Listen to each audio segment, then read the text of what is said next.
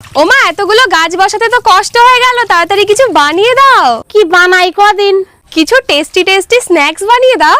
ঠিক আছে, দেখতেছি দেই কি বানানো যায়। প্রথমে 2 কাপ ময়দার মধ্যে লবণ, কালো জিরে আর সাদা তেল দিয়ে ময়াম দিয়ে নেব। তারপরে অল্প অল্প জল দিয়ে ভালো করে মাখায় নেব। এইবার কড়াইতে তেল দিয়ে পাঁচফোড়ন, পেঁয়াজ কুচি, হলুদ, লবণ, একটুখানি আদা কুচি, লঙ্কা কুচি আর সিদ্ধ করে আলুটা একটু ভাঙিয়ে ছিঁড়ে ওর মধ্যে দিয়ে দেবো। তারপরে খানিক সময় রাইন্দে নিয়ে নামাই নেব। এদিকে যে ময়দাটা মাহাই থইলাম সেনতে লেসি কেটে রুটির মতো বেলে নেব। এইবার ওই গোল রুটিটারে চৌকো করে কেটে নেব। রুটির এক ধারে আলুর পুরটা দিয়ে একটা ভাঁজ দিয়ে নেব। এবার চাকু দিয়ে সরু সরু করে এইভাবে কাটে নেব। এবার সামান্য একটু জল দিয়ে পেঁচাই পেঁচাইয়ে এইভাবে গোল করে ঘুরোইয়ে আটকায় দেবো। দেখো দিন কি সুন্দর দেখা যাচ্ছে। এরকম ভাবে আরো 3-4টে বানাই নেব। এবার কড়াইতে তেল দিয়ে এইগুলোরে ডুবু তেলে উল্টোই পাল্টাই বাজিয়ে নিতে হবে। তেলের মধ্যে দিলি দেখো কি সুন্দর ফুলের মতন দেখা যাচ্ছে। সবকটা লাল লাল হয়ে পড়িছে। এইবার নামাই নেব। সবসময় তো আর একরকম করে খালি হবে না, মাঝে মাঝে একটু ডিজাইন করেও খাতি হয়। এ দেখতেও যেরকম ভালো লাগে, খাতিও এরকম স্বাদ লাগে।